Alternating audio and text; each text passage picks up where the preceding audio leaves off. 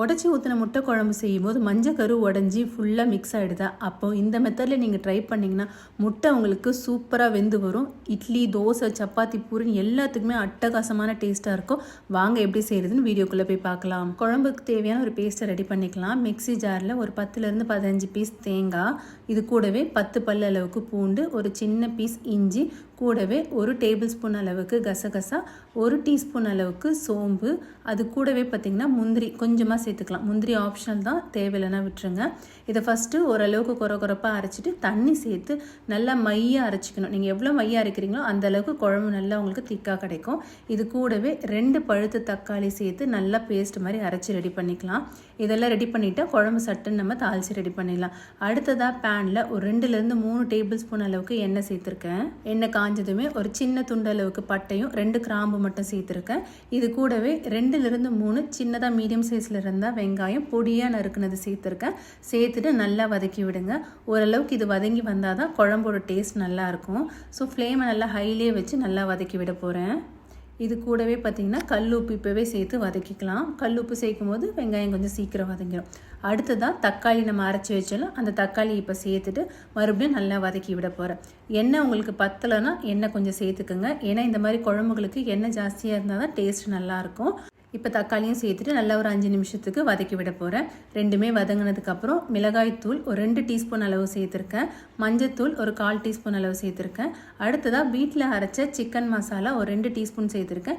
இது உங்ககிட்ட இல்லைன்னா கடையில் இருக்கிற சிக்கன் மசாலா வாங்கி சேர்த்துக்கோங்க. இது சேர்க்கும் போது இன்னும் கொஞ்சம் டேஸ்ட் உங்களுக்கு சூப்பராக இருக்கும். சப்போஸ் உங்களுக்கு சிக்கன் மசாலா ரெசிபி வேணுன்னா கமெண்ட் பண்ணுங்கள், அதோட ரெசிபி உங்களுக்கு நான் போடுறேன். இப்போ எல்லாமே நல்லா சுருங்க வதங்கணும். இதுக்காக கொஞ்ச நேரம் மூடி போட்டு வச்சிங்கன்னா இதோட பச்சை வாசனை எல்லாம் போயிடும். பாருங்கள், எண்ணெய் பிரிஞ்சு நல்லா வதங்கி வந்திருக்கு. இந்த ஸ்டேஜில் நம்ம அரைச்சி வச்சோம்ல தேங்காய் பேஸ்ட்டு, அதை சேர்த்துக்கிறோம்.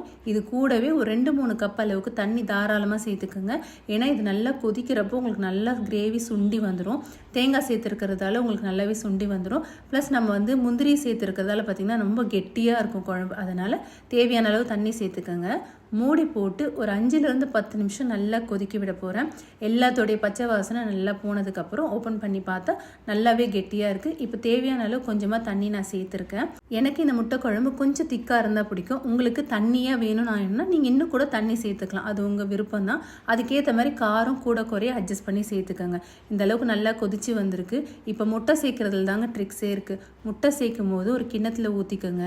ஃபஸ்ட்டு ஸ்லோவாக இந்த வெள்ளைக்கரு எல்லாத்தையும் ஊற்றிக்கோங்க. கடைசியாக மஞ்சக்கரு உள்ளே வர மாதிரி பார்த்துக்கோங்க. இதுக்கு ஒரு சின்ன ட்ரிக் என்னென்னா, நீங்கள் கிண்ணத்தை எவ்வளோ தூரம் குழம்பு கிட்ட எடுத்துகிட்டு போகிறீங்களோ அவ்வளோ தூரம் எடுத்துகிட்டு போய் ஊற்றுனீங்கன்னா ஈஸியாக வரும். அப்படியும் தெரியலன்னா குழம்பு மேலேயே இந்த கிண்ணத்தை வச்சு நீங்கள் சாய்க்கும் போது ஸ்லோவாக வெள்ளைக்கரு வந்துடும். அதுக்கப்புறம் மஞ்சக்கரு வரும். இந்த மாதிரி ஒரு முட்டை நீங்கள் சேர்க்கும் போது மட்டும்தான் அந்த மஞ்சள் கரு அப்படியே இருக்கும். மஞ்சள் கரு சப்போஸ் உடஞ்சிருச்சுன்னா குழம்புல மிக்ஸ் ஆச்சுன்னா ஒரே ஸ்மெல் அடிக்க ஆரம்பிச்சிடும். அதனால் இந்த மாதிரி ஸ்லோவாக சேருங்க. கரெக்டாக மூடி போட்டு ஒரு 7-8 நிமிஷம் விட்டிங்கன்னா இந்த அளவுக்கு மேலெல்லாம் வெள்ளையாகிடும். இப்போ மேலே கொஞ்சமாக குழம்பு எடுத்து இந்த மாதிரி தள்ளி விட்டிங்கன்னா மேல் பகுதியிலும் நல்லா அந்த குழம்பு ஊறி வரும். அப்போ சாப்பிட இன்னும் டேஸ்ட்டு சூப்பராக இருக்கும். மறுபடியும் நான் மூடி போட்டு வைக்க போகிறேன். இது நல்லா மூடி போட்டு லோ ஃப்ளேமில் வச்சு குக் பண்ணிங்கன்னா மட்டும்தான் முட்டை ஃபுல்லாக வெந்து வந்திருக்கும். டேஸ்ட்டு சூப்பராக இருக்கும். முட்டை சேர்த்த உடனே நீங்கள் கேஸ் ஃப்ளேமை ஃபுல்லாக லோ பண்ணிவிடுங்க. லோ பண்ணி குக் பண்ணும்போது தான் உள்ளே இருக்கிற மஞ்சள் கரு நல்லா வெந்து வந்திருக்கும். நான் கரெக்டாக ஒரு 10 நிமிஷம் கழித்து ஒரு ஸ்பூன் வச்சு இந்த மாதிரி தள்ளி விடுறேன். ஏன்னா முட்டை உங்களுக்கு பார்த்திங்கன்னா சம்டைம்ஸ் அடியில் அப்படியே பிடிச்சிருக்கும். அடியில் அடிகனமான பாத்திரமாக நீங்கள் யூஸ் பண்ணிங்கன்னா பிடிக்காது. ஸோ இந்த மாதிரி லைட்டாக நீங்கள் ஆட்டிட்டு அதுக்கப்புறமா நீங்கள் ஒரு முட்டையை திருப்பி போடுங்க. திருப்பி போட்டதுக்கப்புறம் அந்த பக்கமும் நல்லா வெந்து வந்துடும். முட்டை குழம்புல பார்த்திங்கன்னா தேங்காவும் முந்திரியும் சேர்த்துருக்கிறதால ரொம்ப திக்காகிடும். அதனால் தண்ணி பார்த்து அட்ஜஸ்ட் பண்ணிக்கோங்க. இப்போ ஒரு 5 நிமிஷம் மூடி போட்டு ஆஃப் பண்ணியாச்சு. கொத்தமல்லி தூவி சர்வ் பண்ணிக்கோங்க. அவ்வளோதாங்க, உடச்சி ஊற்றின முட்டை குழம்பு சூப்பராக ரெடி ஆகிடுச்சு. இதே மெத்தடில் ட்ரை பண்ணி பார்த்துட்டு உங்கள் ஃபீட்பேக் என்னென்னு என்னோட ஷேர் பண்ணிக்கோங்க. தேங்க்ஸ் ஃபார் வாட்சிங்.